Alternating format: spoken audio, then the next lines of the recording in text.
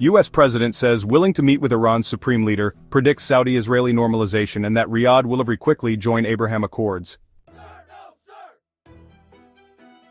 U.S. President Donald Trump said he would not be dragged by Prime Minister Benjamin Netanyahu into war with Iran, but vowed Washington could instead be leading the pack if diplomacy were to fail and joint U.S.-Israeli military action is necessary to thwart Tehran's nuclear program.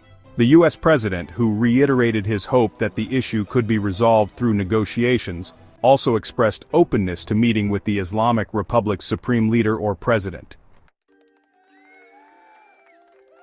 Trump made the comments on Monday in a wide-ranging Time magazine interview published Friday, a day before his special envoy Steve Witkoff and Iranian Foreign Minister Abbas Araghchi were set to arrive in Oman for the third round of nuclear talks in as many weeks.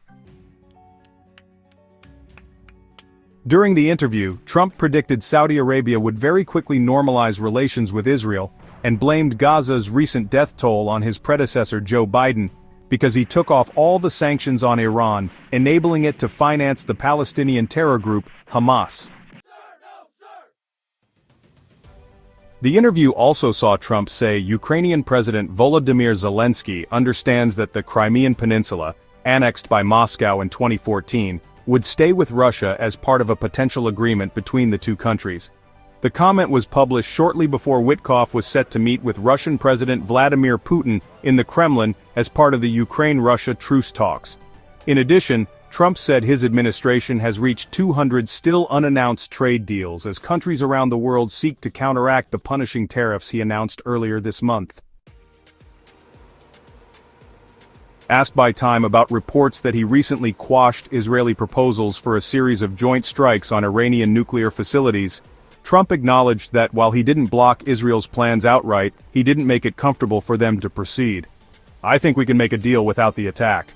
I hope we can," Trump told Time, acknowledging, as he has throughout the process of bringing Iran to the table for nuclear talks, that military action may be required down the line.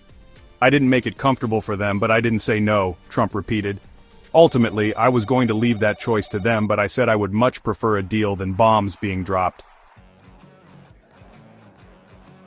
Asked if he was worried about being dragged into a war with Iran by Netanyahu, Trump said the Israeli leader may go into a war, but we're not getting dragged in.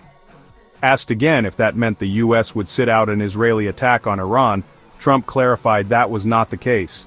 "You asked if he'd drag me in, like I'd go in unwillingly. No, I may go in very willingly if we can't get a deal. If we don't make a deal, I'll be leading the pack," said Trump.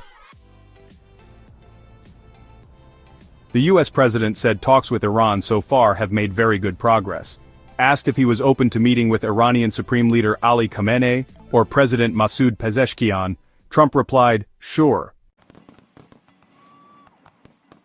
Trump, who in 2018 pulled the U.S. out of a 2015 nuclear agreement between Tehran and world powers, has warned of military action against Iran unless a new deal is swiftly reached to prevent it from developing nuclear weapons. Since 2019, Iran has breached and far surpassed the 2015 deal's limits on its uranium enrichment, producing stocks far above what the West says is necessary for a civilian energy program, and just a short technical step away from weapons-grade material. Israel is said to be deeply concerned that the U.S. is closing in on a bad deal with Iran that will not meet Jerusalem's stated essential conditions for ensuring the regime cannot attain nuclear weapons. Channel 12 News reported that Israel believes the negotiations are very advanced, and that the U.S. is not sharing enough information with Israel on key specific issues. Iran, whose leaders are sworn to destroy Israel, also backs a regional network of terror proxies including Gaza's Hamas, Lebanon's Hezbollah, and Yemen's Houthi rebels. Israel has been at war with all three following the Hamas onslaught of October 7, 2023, when thousands of terrorists stormed southern Israel to kill some 1,200 people and take 251 hostages, sparking the war in Gaza. Speaking to Time, Trump accused Biden of enabling Iran to build up its so-called axis of resistance by softening sanctions that the U.S. had imposed on Tehran during Trump's first term.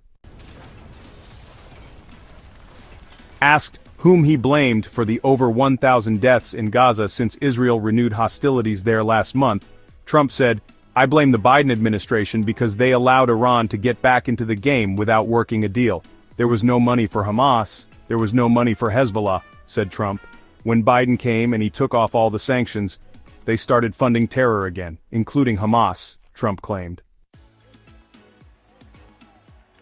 Trump also accused the Biden administration of halting the tremendous success of the Abraham Accords, the series of normalization agreements that the first Trump White House brokered between Israel, Bahrain, Sudan, Morocco, and the United Arab Emirates. "They did nothing with the Abraham Accords," said Trump of Biden's administration. "We had 4 countries in there, it was all set, we would have had it packed. Now we're going to start it again," he said. Trump, who is set to visit Riyadh next month, told Time he believes Saudi Arabia will join the Abraham Accords, adding, "I think it will be full very quickly." Saudi-Israeli normalization had appeared to be nearing ahead of the Hamas onslaught, with 2 Israeli ministers having made unprecedented visits to the Desert Kingdom. However, normalization efforts faltered amid the ensuing war. Trump said the reason he was pursuing normalization is because Saudi Arabia, "I happen to like the people very much, and the Crown Prince and the King, I like all of them, but they've agreed to invest $1 trillion in our economy. I'm then going to Qatar, and I'm then going to the United Arab Emirates," said Trump. Trump's visit to the Middle East will be the second foreign trip of his second term, the first being Friday's last-minute trip to the Vatican for Pope Francis's funeral.